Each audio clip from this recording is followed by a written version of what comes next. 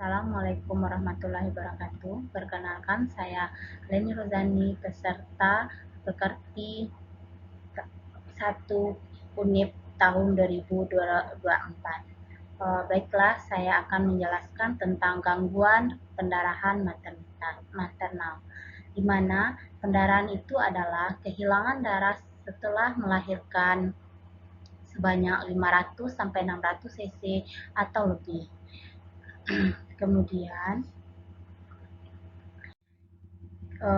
pendarahan postpartum ada, yaitu pendarahan postpartum dan hemoragik postpartum. Bagi dua, pendarahan setelah melahirkan dan pendarahan ini sangat berbahaya bagi ibu setelah melahirkan. Kemudian kita masuk penyebab patologis atau penyebab dari pendarahan, yaitu pembuluh darah melebar, kemudian sirkulasi darah akan meningkat dan pembuluh darah tidak menutup dengan sempurna, kontraksi uterus menurun, kemudian bisa disebabkan juga oleh atoni uteri, di mana uterus tidak bisa kembali kepada ukuran semulanya, kembali ke dalam ukuran semula. Kemudian pendarahan akan terjadi terus-menerus. Patologi yang disebabkan oleh pendarahan ini disebabkan oleh trauma jalan lahir. Trauma jalan lahir ini bisa salah satunya robekan pada jalan lahir vagina, bisa jadi robekan pada uterus, kemudian bisa juga disebabkan oleh usia ibu, di mana usia ini sangat mempengaruhi. Misalnya di bawah 17 tahun itu karena dia belum matang. Kemudian setelah 35 tahun dia sudah tidak mampu lagi untuk berkontraksi atau sudah tua. Makanya risiko tinggi itu di bawah 17 tahun, kemudian di atas 35 tahun untuk melahirkan, maka akan terjadi pendarahan. Kemudian bisa terjadi disebabkan oleh penyakit darah ibu. Penyakit darah ibu ini bisa jadi disebabkan oleh kekurangan pembekuan darah pada rahim ibu. Bisa jadi kekurangan vitamin K atau zat pembeku darah pada ibu.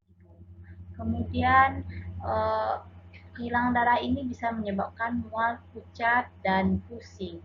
Kemudian ekstremitas akan dingin, pasien akan gelisah, kemudian leukemia atau cairannya berwarna merah seperti darah yang segar, letih, kemudian nadi akan melemah, kemudian terjadi shock hipovolemik, di mana pasien bisa menyebabkan pingsan secara tiba-tiba. Kemudian tekanan darah akan rendah apabila terjadi pendarahan ini. Kemudian kita dapat membedakan pendarahan menjadi dua, yaitu setelah 24 jam pertama setelah bayi lahir. Kemudian terjadi 24 jam pertama setelah bayi lahir. Ini bisa jadi pasien sudah pulang. Kalau yang 24 jam pertama bisa jadi bayi ini setelah bayi lahir, kemudian sampai bayi ini berusia 24 jam. Kalau setelah 24 jam bisa jadi pasien ini sudah pulang, kemudian terjadi pendarahan. Kemudian berdasarkan penyebabnya. Pertama disebabkan oleh Anthony Uri, di mana Anthony Uri ini yaitu ketidakmampuan rahim untuk kembali seperti semula, tidak mampu berkontraksi, kemudian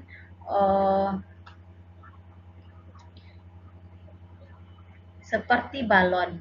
Kita melihat balon setelah ditiup, kemudian balon itu tidak mampu untuk kembali seperti semula, kemudian akan terjadi pendarahan terus-menerus. Kemudian retensio plasenta, di mana plasenta ini tidak bisa keluar atau tertahan di dalam rahim. Bisa jadi keluar, bisa jadi ini terjadi selama 30 atau sampai 60 menit. Kemudian sisa plasenta. Sisa plasenta ini biasanya bisa menyebabkan pendarahan, bisa jadi plasenta atau uri. Ini dagingnya tertinggal di dalam. Bisa jadi ini bisa jadi plasenta ini selaputnya tertinggal dalam. Ini juga akan mengakibatkan pendarahan. Makanya kadang tenaga kesehatan memasukkan tangannya lagi setelah proses melahirkan. Hal ini untuk memastikan tidak adanya sisa plasenta atau sisa uri atau jaringan yang tertinggal di dalam untuk memastikan rahimnya bersih. Kemudian yang berikutnya, laserasi jalan lahir atau sobekan jalan lahir. Ini bisa terjadi di rahim, bisa juga terjadi di vagina. Kemudian kelainan darah, ini bisa jadi kekurangan zat pembekuan darah. Sampai disinilah kira-kira penjelasan tentang pendarahan pada pos melahirkan. Kemudian kita tutup dengan Assalamualaikum warahmatullahi wabarakatuh.